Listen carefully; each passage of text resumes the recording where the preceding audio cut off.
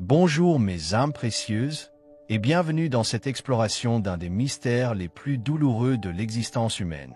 Si vous regardez cette vidéo, c'est probablement parce que vous vivez cette réalité qui déchire le cœur. Quelqu'un vous aime, vous le ressentez dans chaque regard, chaque geste, et pourtant, cette même personne fuit. Peut-être vous êtes-vous dit, je dois être folle, j'imagine des choses. S'il m'aimait vraiment, il ne partirait pas. Mais aujourd'hui, je vais vous révéler une vérité que Carl Jung, le grand psychologue des profondeurs, avait comprise. Ce comportement paradoxal n'est pas de la méchanceté, ce n'est pas de l'indifférence. C'est quelque chose de beaucoup plus complexe et profond. Vous n'êtes pas en train de devenir folle. Vous n'imaginez pas cet amour. Ce que vous ressentez est réel, et ça fuit aussi. Comprendre le pourquoi va transformer votre vision de l'amour pour toujours. Jung nous a enseigné, ce qui ne remonte pas à la conscience revient sous forme de destin. Aujourd'hui, nous allons faire remonter à la conscience les mécanismes inconscients qui poussent quelqu'un à fuir l'amour qu'il ressent. Car quand quelqu'un fuit votre amour, cela ne parle pas de votre valeur. Cela révèle leurs blessures non guéries. Préparez-vous, mes guerrières de lumière, car ce voyage va libérer votre cœur de la culpabilité et illuminer les zones d'ombre de la psyché amoureuse. Jung a identifié ce qu'il appelle l'ombre, cette partie de nous que nous refoulons, que nous refusons de voir. Dans l'amour, l'ombre joue un rôle fascinant et destructeur. Laissez-moi vous raconter l'histoire de Maya, 34 ans, venue me consulter le cœur brisé. Il me regarde comme si j'étais la 8e merveille du monde, me disait-elle. Quand nous sommes ensemble, c'est magique. Mais dès qu'on se rapproche vraiment, il trouve une excuse pour partir. Un travail urgent, une ex qui réapparaît, une soudaine envie de faire le point-point. Ce que Maya ne comprenait pas, c'est qu'elle représentait pour cet homme tout ce qu'il désirait le plus et tout ce qu'il craignait le plus. Jung appelait cela la projection de l'anima, cette partie féminine de l'inconscient masculin qui contient tous ses rêves d'amour, mais aussi toutes ses terreurs d'abandon et de vulnérabilité. Quand quelqu'un fuit l'amour qu'il ressent, il ne fuit pas vous. Il fuit ce que vous représentez en lui. Il fuit la possibilité de devenir entier, car devenir entier demande d'affronter toutes les parties de soi qu'on a passé sa vie à éviter. Jung écrivait, la rencontre de deux personnalités ressemble à la mise en contact de deux substances chimiques. S'il y a une réaction, les deux en sont transformés. C'est exactement cela qui terrorise la personne qui fuit. Elle sent cette transformation possible, et sa psyché inconsciente crie « Danger !» Pensez à Élise, dont l'homme répétait « Tu es trop bien pour moi. Je ne mérite pas ton amour. Tu mérites mieux. » Ces phrases révèlent une vérité psychologique profonde. Il sentait qu'aimer Élise l'obligerait à devenir la meilleure version de lui-même, et cette perspective le terrifiait. L'amour véritable exige l'authenticité. Il demande de retirer tous les masques, d'abandonner les façades soigneusement construites. Pour celui qui s'est identifié à son personnage social, cette nudité émotionnelle peut créer une terreur existentielle. Qui suis-je sans mon masque? Serais-je encore aimable si je montre ma vraie nature? Jung a exploré comment nos premières relations créent des complexes, des schémas émotionnels inconscients qui dirigent nos comportements adultes. Pour comprendre la fuite amoureuse, nous devons plonger dans ces mécanismes profonds. Pour un homme qui fuit l'amour, il y a souvent un complexe maternel non résolu. Cela ne signifie pas qu'il a eu une mauvaise mère, mais que sa relation primaire avec le féminin a créé des associations inconscientes entre l'amour et la perte de soi. Imaginez un petit garçon dont la mère, par amour, était surprotectrice. Elle anticipait tous ses besoins, répondait à toutes ses demandes avant même qu'il les formule. Ce petit garçon a appris inconsciemment que être aimé égale perdre son autonomie. Devenu adulte, dès qu'une femme l'aime vraiment, son inconscient déclenche l'alarme. Tu vas disparaître, tu vas être englouti. Voici un mécanisme subtil que Jung a brillamment analysé. La personne qui fuit projette sur vous ses propres blessures d'abandon, puis s'identifie à l'abandonneur pour ne pas revivre la douleur d'être abandonné. Concrètement, il a peur que vous le quittiez, projection de sa blessure, alors il vous quitte en premier, identification à l'abandonneur, pour avoir l'illusion de contrôler la situation. Marie-Claire l'a vécu avec son partenaire. Plus je lui montrais mon amour, plus il devenait distant. C'était comme si mon amour le blessait. C'est exactement cela. Son amour réveillait chez cet homme toutes les fois où il avait aimé et été abandonné. Plutôt que de risquer de revivre cette douleur, il préférait créer l'abandon lui-même. Jung parlait de persona, ce masque social que nous portons. Certaines personnes deviennent tellement identifiées à leur persona qu'elles oublient qui elles sont vraiment. Quand arrive l'amour véritable, il exige l'authenticité. Thomas, le compagnon de Sophie, illustre parfaitement ce mécanisme. Brillant, charmeur, toujours parfait en société, il ne supportait pas que Sophie le voie dans ses moments de doute ou de simplicité. L'amour de Sophie exigeait qu'il soit humain, pas parfait. Et cela le terrorisait. Jung a identifié l'archétype du puer aeternus, l'éternel adolescent qui refuse de grandir, de s'engager. Cet archétype vit dans le monde des possibilités infinies. S'engager avec vous, c'est fermer 1000 autres portes, accepter la limitation, la finitude. Son inconscient murmure, si tu t'engages avec elle, tu mourras symboliquement. Tu ne seras plus libre. Il confond engagement et prison, amour et piège. Il ne comprend pas que l'engagement véritable libère au lieu d'emprisonner. Il y a quelque chose de puissant que vous devez comprendre. Si quelqu'un fuit votre amour, c'est souvent parce que vous représentez tout le potentiel qu'il n'a pas encore réalisé en lui. Votre présence lui renvoie une image de qui il pourrait devenir, et cela peut être terrifiant. Jung disait, votre vision devient claire quand vous regardez dans votre cœur. Celui qui regarde vers l'extérieur rêve, celui qui regarde vers l'intérieur se réveille. Votre amour l'oblige à regarder vers l'intérieur, et beaucoup ne sont pas prêts pour ce réveil. Amélie l'a vécu avec David. Il me disait que j'étais un ange, que j'étais trop pur pour lui. Au début, je trouvais ça romantique. Puis j'ai compris que c'était sa façon de justifier pourquoi il ne pouvait pas m'aimer complètement. Paradoxalement, plus votre amour est pur et authentique, plus il peut créer chez l'autre une peur de ne pas en être digne. Cette peur devient une prophétie autoréalisatrice. En fuyant par peur de ne pas mériter votre amour, il rend effectivement cette relation impossible. L'amour véritable réveille nos blessures les plus enfouies. C'est comme si votre présence disait à leur inconscient, il est temps de guérir. Mais guérir fait peur.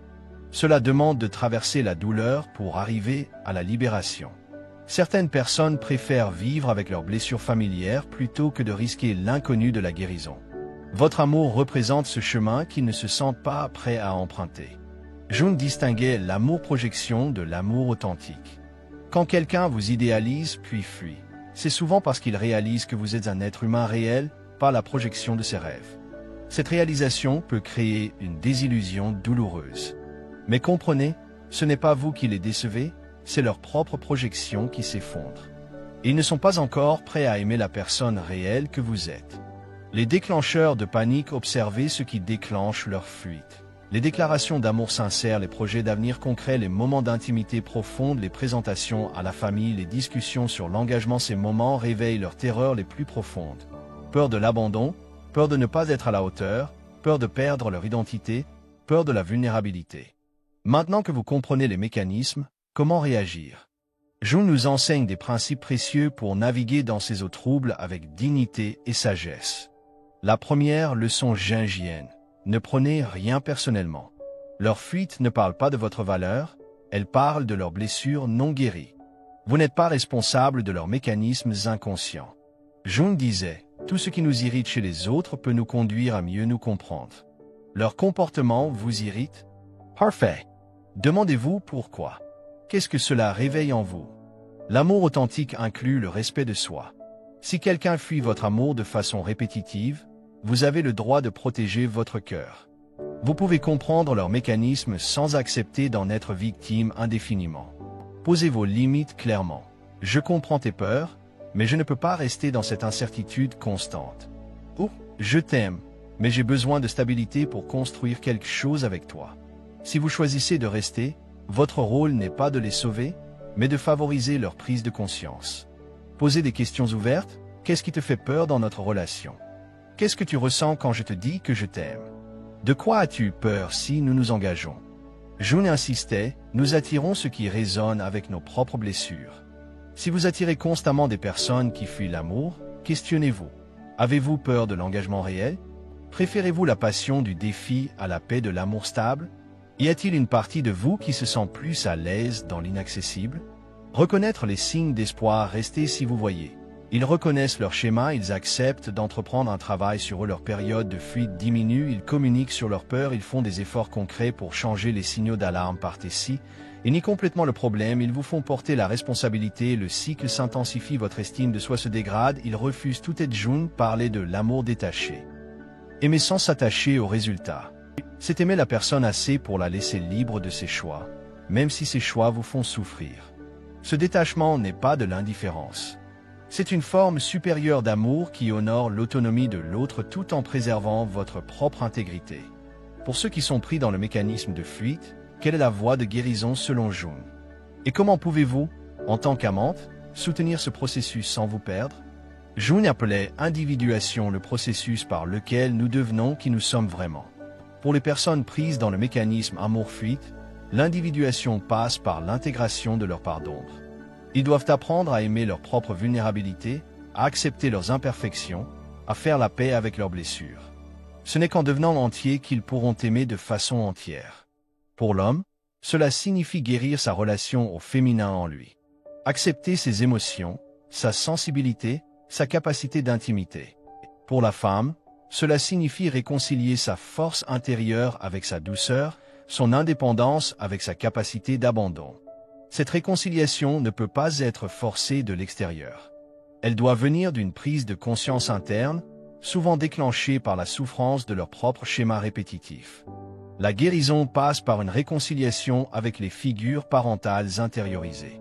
Non pas excuser les blessures reçues, mais comprendre leurs origines pour ne plus les répéter. Cela peut nécessiter un travail thérapeutique profond, car ces complexes sont souvent profondément enracinés dans l'inconscient. Jung enseignait que l'acceptation de nos limites nous libère paradoxalement. La personne qui fuit l'amour doit apprendre que choisir une personne n'est pas une perte, mais un approfondissement. L'engagement n'est pas une prison, mais une porte vers des infinis intérieurs. Cette compréhension ne vient qu'avec la maturité psychologique et spirituelle.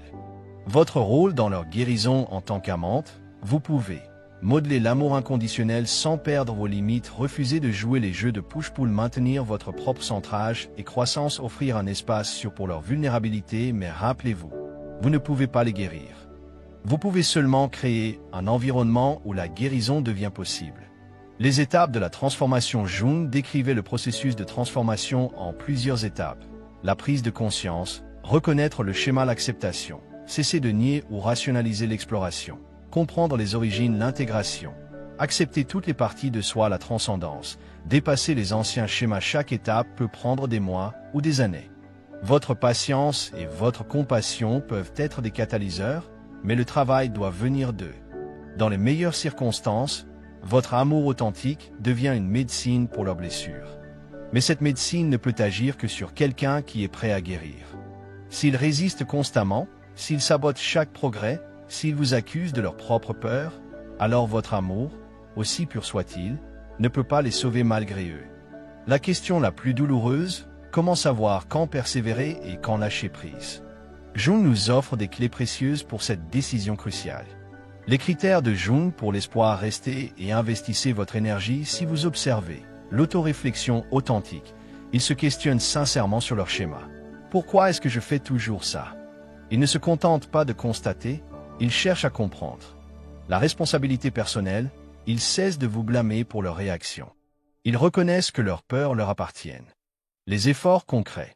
Au-delà des mots, ils posent des actions.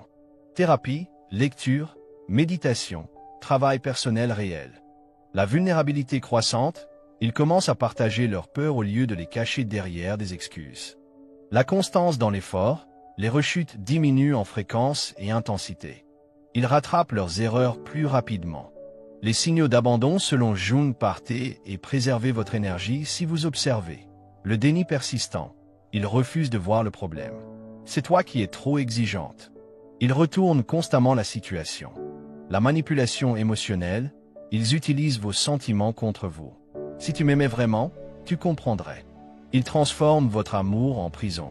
L'absence d'évolution, malgré vos discussions, rien ne change. Ils promettent, puis répètent exactement les mêmes schémas. La destruction de votre estime. Vous commencez à douter de votre propre perception, de votre valeur, de votre sanité mentale. Le refus d'aide, Il rejette toute suggestion de travail personnel, thérapie ou croissance. Jung parlait de l'énergie vitale comme d'un baromètre de santé psychique. Posez-vous ces questions. Cette relation nourrit-elle ou épuise-t-elle votre énergie vitale? Grandissez-vous ou rétrécissez-vous à travers cette expérience? Votre créativité s'épanouit-elle ou se tarit-elle? Vous sentez-vous inspiré ou vidé? Rappelez-vous cette vérité fondamentale, vous n'êtes pas sur Terre pour sauver quelqu'un. Vous êtes ici pour vivre votre propre vie, réaliser votre propre potentiel, exprimer votre propre amour. Si quelqu'un ne peut pas recevoir votre amour, ce n'est pas un échec personnel. C'est simplement que vos chemins ne sont pas alignés à ce moment de vos évolutions respectives. Jung disait, votre tâche n'est pas de chercher l'amour, mais de chercher et trouver tous les obstacles que vous avez construits contre lui en vous-même. Parfois, lâcher prise de quelqu'un qui ne peut pas vous aimer pleinement est le plus grand acte d'amour, envers vous-même et envers eux. Mes âmes précieuses, nous arrivons au terme de ce voyage dans les profondeurs de la psyché amoureuse. Ce que Carl Jung nous enseigne avec une clarté bouleversante, c'est que l'amour véritable est toujours un chemin d'individuation, de croissance, de révélation de qui nous sommes vraiment. Quand quelqu'un fuit votre amour, comprenez cette vérité fondamentale. Ce n'est pas votre amour le problème. Votre amour est pur, authentique, sacré. C'est leur capacité à le recevoir qui est limitée par leurs blessures non guéries, leurs terreurs inconscientes, leurs mécanismes de protection devenus des prisons. Votre amour est un miroir qui leur montre tout ce qu'ils pourraient être, et parfois, cette vision est trop intense pour leur état actuel de conscience. Ils fuient la lumière parce qu'ils se sont habitués à l'ombre. Mais vous, dans cette expérience douloureuse, vous grandissez aussi. Vous apprenez la patience sans devenir passive, la compassion sans perdre vos limites, la compréhension sans accepter l'inacceptable. Vous apprenez à aimer sans attente, à offrir sans contrôler, à comprendre sans excuser. Jung nous enseignait que toute blessure porte en elle le germe de sa propre guérison. Cette expérience de l'amour non reçu vous enseigne des leçons précieuses sur votre propre valeur, sur vos limites, sur la différence entre l'amour authentique et la dépendance émotionnelle. L'amour authentique, selon Jung, n'est jamais perdant. Même quand il n'est pas reçu, il transforme celle qui l'offre. Il vous rend plus profonde, plus sage, plus entière. Il révèle vos propres schémas, vos propres peurs, vos propres zones à guérir. Peut-être que cette expérience vous montre que vous aussi aviez tendance à idéaliser, à projeter vos rêves sur des personnes qui n'étaient pas prêtes à les porter. Peut-être qu'elle vous révèle votre propre peur de l'amour stable, votre attirance pour le défi plutôt que pour la paix. Jung parlait de l'amour détaché comme de la forme la plus élevée de l'amour. C'est aimer quelqu'un assez pour le laisser libre de ses choix, même si ses choix nous blessent. C'est honorer son chemin d'évolution, même si ce chemin s'éloigne d'une autre.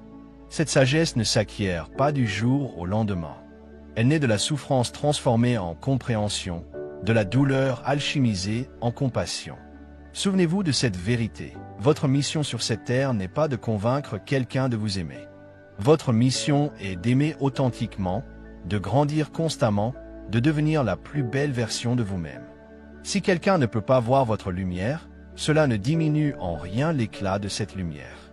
Cela révèle seulement leurs propres limites de perception à ce moment de leur évolution. Alors continuez d'aimer, mais guerrières de lumière. Aimez avec discernement, aimez avec des limites saines, aimez avec sagesse, mais continuez d'aimer. Car dans cet amour authentique, vous trouvez qui vous êtes vraiment.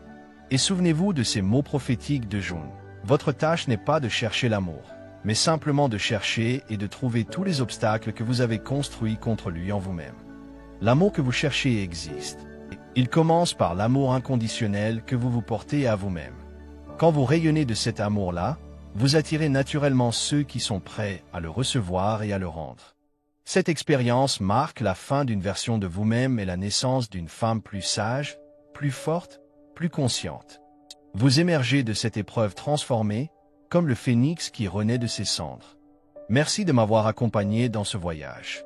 Si cette exploration a résonné dans votre âme, partagez-la avec une sœur qui en a besoin. Ensemble, nous guérissons, nous grandissons, nous nous éveillons. Avec tout mon amour et ma bienveillance infinie.